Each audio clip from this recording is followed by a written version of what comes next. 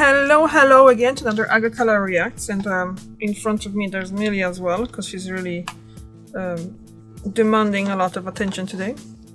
And today is 2nd March, and it's a Dr. Seuss Day. So we're gonna be watching a video from Biographics, and hosted by Simon Whistler, about Theodor Seuss Geisel, the real Dr. Seuss. So let's watch. I'm gonna say that I didn't grow up with Dr. Seuss stories and stuff. I don't think they probably are published, they were published in Poland at some stage, but I wouldn't be saying that they were that popular, because I don't think I ever heard about them till The Grinch with Jim Carrey came out, and that's where I learned that there's actually books from the author, and I didn't know that he had much more books for kids till like later in my life. So let's just learn something new about it. Well, let's learn about him for me. There's a man who is known for the tales Really? he has told to children young and almost full grown. One sly cat dons a hat, one Horton hears a who, and a Grinch who stole Christmas got a new heart too. He was a doctor named Zeus, but not a doctor at all. Zeus. Just a man Zeus. who loved writing for both big and small. On today's Biographics, we offer the story of Ted Geisel, the American author.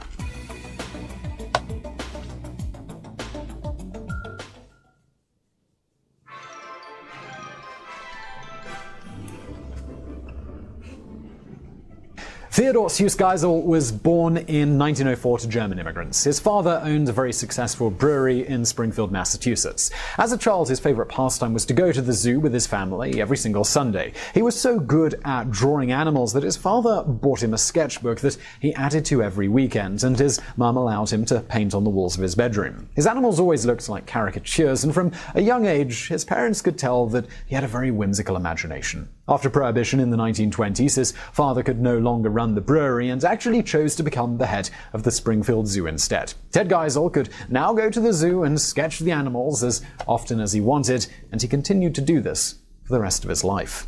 Growing up during World War I, many children in school would make fun of Geisel, calling their family drunken Germans. This stereotype only intensified during Prohibition, since their family's livelihood came from making beer. This isolated him from his peers a lot, and he spent a lot of time alone, and he was largely an introvert. With the close friends he did have, he would use his good sense of humor to cope with the bad times. He was accepted to Dartmouth College, and he started drawing short comics for their humor magazine. In his senior year, Geisel became the editor, and this was the beginning of a lifelong literary career. One night, the dean caught Geisel drinking an illegal bottle of bootleg gin and having a party in his dorm, so he was removed from his position as editor. He decided to secretly continue contributing to the magazine and went by the pen name Dr. Seuss. Seuss was his mother's maiden name, and when he was born, his parents made it his middle name. In German, it's actually pronounced Seuss, which I'm sure some commenter has commented in below before getting to this point in the video, but everyone always got it wrong when reading it with an American accent, so he just decided to let people call him Seuss. Even though he did not have a doctoral degree, he decided to go by Doctor instead of Mr. because his father had always hoped that his love of animals would have taken him to be a vet, but instead he chose to be an artist and a writer instead. After graduating from Dartmouth, he moved to England to attend graduate school at the University of Oxford. He planned to become a professor, but ended up leaving after just one semester to move to New York City. He was writing funny ads and illustrating them with characters, and he was able to publish his first cartoon in the Saturday Evening Post in 1927. In the beginning, Ted Geisel fully intended to write jokes for adults, but his ad contract forbid him from publishing any comics in the funny papers because his clients felt that it would be in direct competition. However, the contract never mentions children's books, which is why he decided to get started in that genre. He wrote his first children's book, And to Think I Saw It on Mulberry Street, but every publisher rejected him. The story is about a young boy who uses his imagination to elaborate over-the-top details about where he lives, which is something that Geisel always did as a child. Publishers saw this as encouraging children to lie, and they thought it would set a bad example. At the time, children's books were only meant to teach kids moral lessons about manners and obeying their parents. They were not exactly enjoyable to read, and there were very strict rules about what could not or could be in them. Geisel continued to draw ads in New York, but he eventually ran into one of his old friends from Dartmouth who just so happened to have gotten a job at Vanguard Press. His friend helped get Mulberry Street published. The book only saw modest success, but it was still enough to get his foot in the door of the industry. The Dr. Seuss books continued to feature stories where children were getting into some kind of trouble. His stories, they were fun, and much more than just a thinly veiled lecture. Now, he did have to adjust and write to the market, though, and in 1940 Dr. Seuss switched over to Random House and he published a book called Horton Hatches the Egg, which gives a moral lesson for children about loyalty and keeping promises. This book became far more successful than any of his previous titles, but on the brink of America's involvement in World War II, Geisel was about to take a very long break from writing children's stories.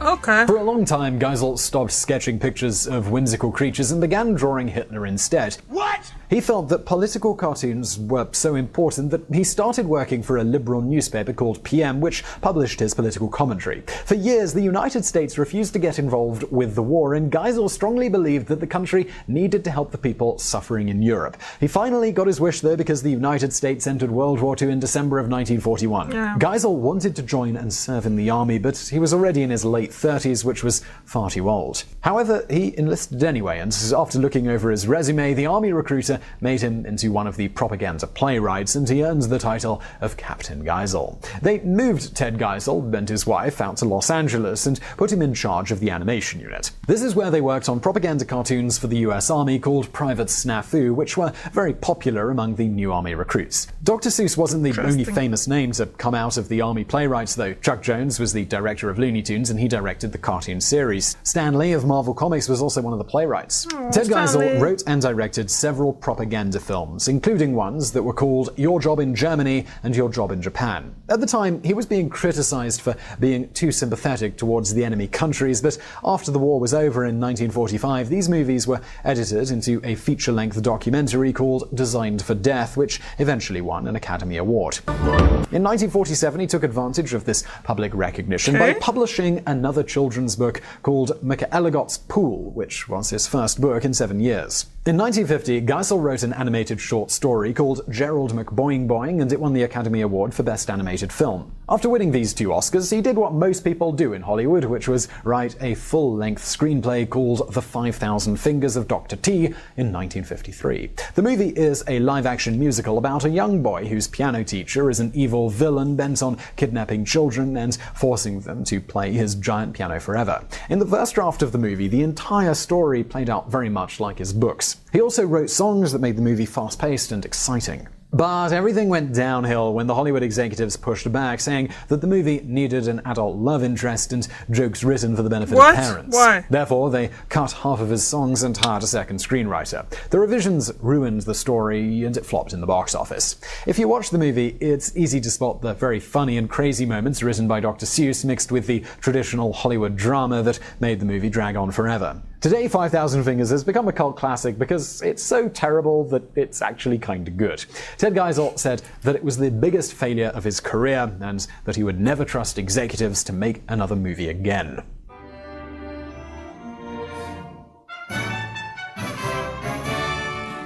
After taking a long break from writing new books, Ted Geisel learned that children's literacy rates in the United States were dramatically low. So, he decided that he was going to do something about that. This is when he wrote The Cat in the Hat, and it was published in 1957 when he was 53 years old. He purposefully wrote the book with a very simple 225-word vocabulary to ensure that nearly every elementary school child was able to read it. This book exploded in popularity, and it truly did help increase children's literacy rates. By 1960, it sold over 1 million copies, and parents were now searching for more Dr. Seuss books that had been published in the past. One of Geisel's friends gave him the challenge of reducing the vocabulary down to a mere 50 words, and he accepted. This is when he wrote Green Eggs and Ham, which was equally as successful as The Cat in the Hat. He proved that writing doesn't have to be about showing off a big vocabulary. The important thing is to tell a good story, and he was a genius at doing just that. Geisel became head of children's literature at Random House and edited his own books, as well as contributing to the popular Berenstain Bears series. Now that Geisel was in charge, he made the new goal of Random House's children's book department to make the stories as simple as possible so that children would understand every word and enjoy reading the book instead of struggling. This way, it would improve children's literacy because they would feel good about the experience and crave reading more books. A lot of famous authors wanted to be a part of this project, including Charlie and the Chocolate Factory author Roald Dahl and even Breakfast at Tiffany's author Truman Capote. They both tried to pitch manuscripts to Geisel. But even though they were both amazing writers in their own right, their children's books they were rejected for not fully understanding the simplicity that Geisel was looking for. Geisel started working 7 days a week writing and illustrating and published at least one new Dr. Seuss book every single year. The story seems simple, but he once said that he wrote over 1,000 pages before he could narrow the story down to just 60. Over the course of his lifetime, he authored and co-authored 66 books. Wow.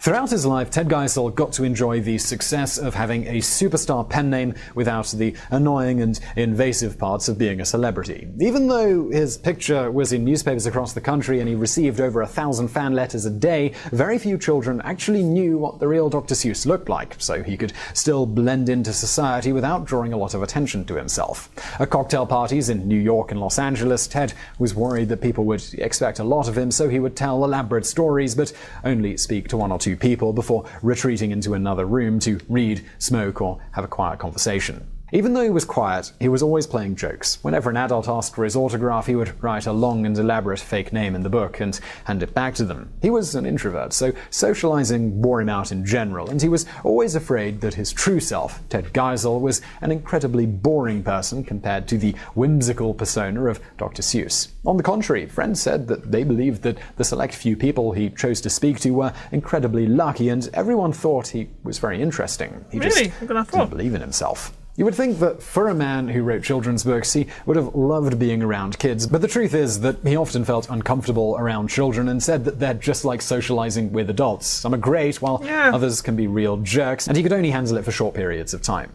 But he had to learn to cope, especially when stories like The Cat in the Hat became popular and his agent encouraged him to go on a book tour. One time at a shopping mall, he slipped away from a crowd of children and started playing pranks on mall employees by altering the displays. His agent actually caught him changing the prices of designer shoes to make them less expensive. Ted did not want to disappoint the kids, though, because he knew that when children imagined Dr. Seuss, they expected to see someone out of Whoville, but he was just a normal guy. After a few awkward speeches at elementary schools, he decided to stop being himself and act like Dr. Seuss. He started speaking in sing-songy rhymes that he wrote ahead of time and thought of clever answers to frequently asked questions. After he started essentially playing a character, he felt far more comfortable. Even though Dr. Seuss wrote children's stories that were loved around the world, his personal life was far more complicated. The story of the woman he fell in love with became one of the main scandals of his life. But in order to tell the whole story, we need to go all the way back in time to his college years. While he was a student at Oxford, Ted Geisel met a fellow American English major named Helen Palmer.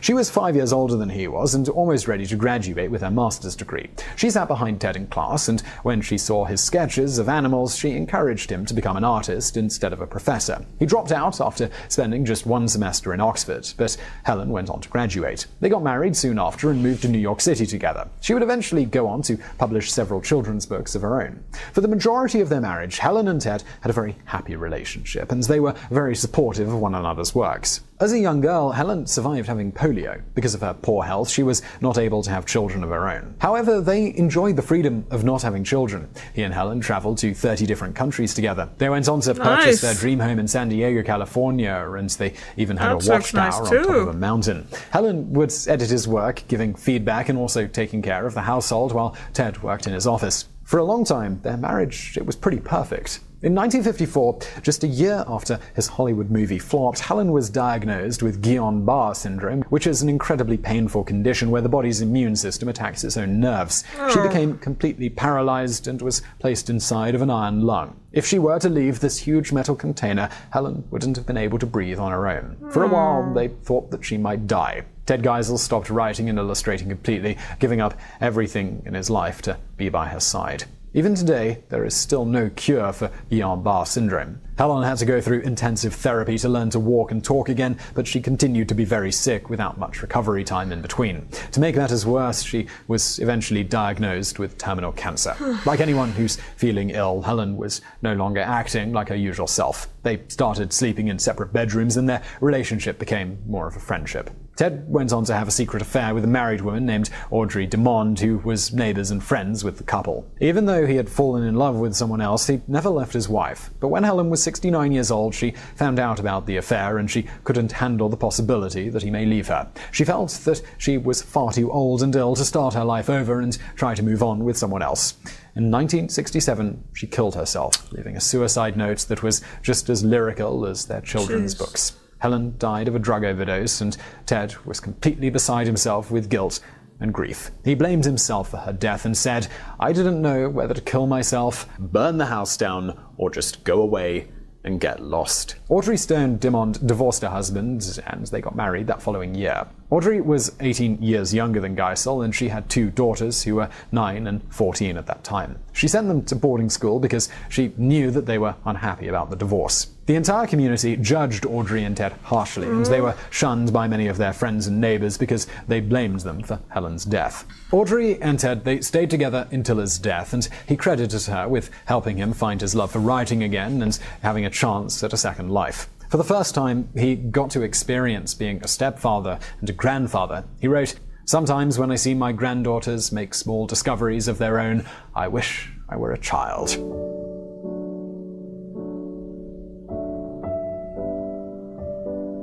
In 1984, Ted Geisel won the Pulitzer Prize in Children's Literature, and his stories were translated into 30 languages. Dr. Seuss is now considered to be a classic author who is taught to each new generation, and his books continue to be reprinted today. Theodor Geisel was diagnosed with mouth cancer from years of smoking, and he died in 1991 at the age of 87. 3 weeks before his death, he asked for a bed to be moved into his office so that he could be surrounded by the sketches and sculptures of his characters and have a view of the mountains from his picture window. When he was alive, Ted Geisel did not want any merchandise or movies to be made from his books. However, after he died, his wife, Audrey, became in charge of the Seuss brand. She chose to allow licensing to make toys, games, and Hollywood films so long as she was there to oversee the creative direction and make sure that it would have been up to Ted's standards.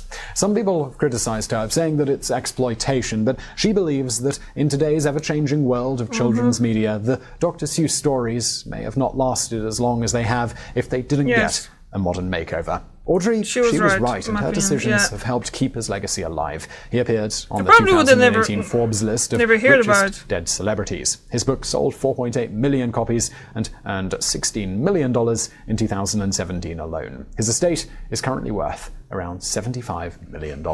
She gives a huge portion of the proceeds from her husband's royalties to the Dr. Seuss Foundation, which is a non-profit organization that donates money to various causes. So all of the money from those new Dr. Seuss movie remakes are actually going to pay for college scholarships, libraries, school art programs, and cancer research. Surely Ted Geisel would be happy to know that even years after his death, his stories are still making a difference with children everywhere. So I really hope you found that video interesting. If you did, please do give us a thumbs up below and don't forget to subscribe. Also, I've got another channel. It's called Top 10s. We've got top 10 lists. We look at all sorts of different fun facts and things like that. It's a daily show, so you can go check that out and subscribe if you want to. You'll find a link on the screen now as well as below. And as always, thank you for watching. You're welcome. Yeah, so, like I said, I haven't heard about... So I'm presuming it's the Geisel's or Dr. Seuss's wife's involvement in, and the fact that she allowed to make movies and stuff that I actually heard about him for the first time.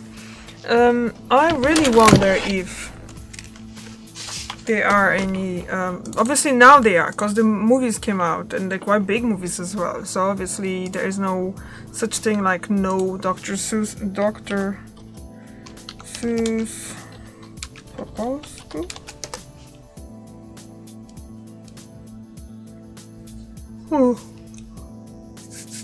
Excuse me. Okay, let's see. Dr. Seuss in Poland? Something in English, maybe?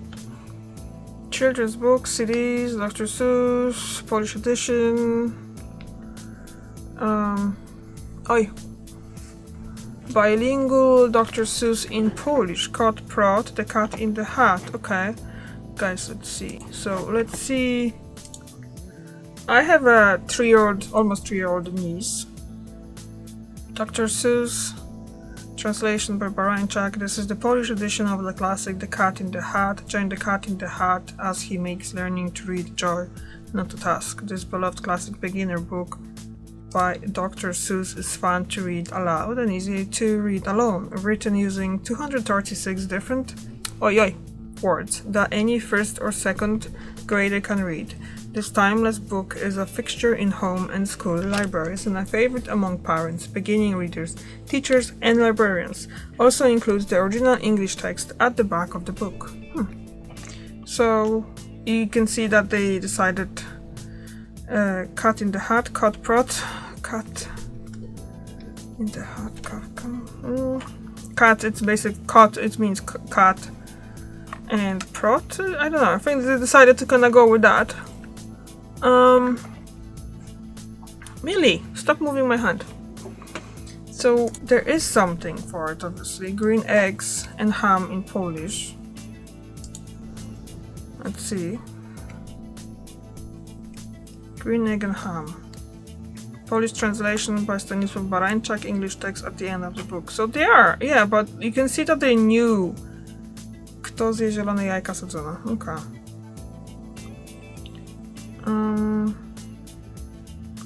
So translation, popular book.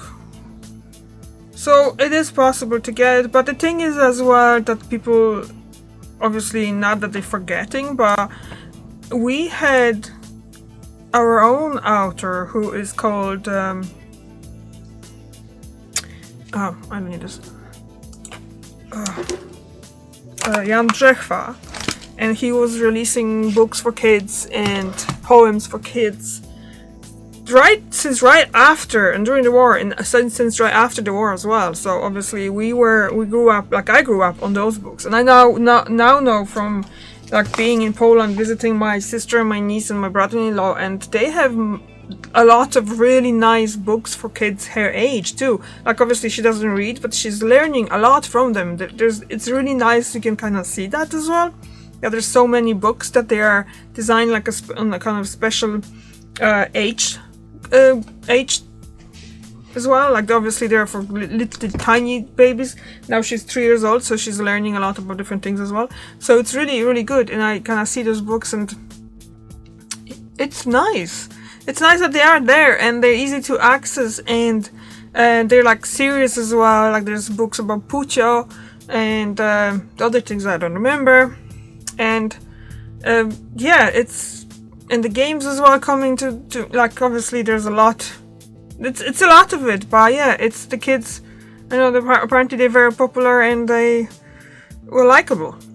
So, and they're not, I don't know how to say it. It's just in the proper thing for her age group, and they have kind of for older too. And basically those books kind of growing with her, or she's growing with those books, like the stories and all. So, and I think that's what the Dr. Seuss did for American and not only American kids. So. And the fact that he really wanted to make books that the kids can read themselves, that was very good. That's actually, I think, was very commendable from him. And that was a very good idea, and kids definitely wanted to read themselves. So, thank you very much for watching, and I'll see you tomorrow. Bye!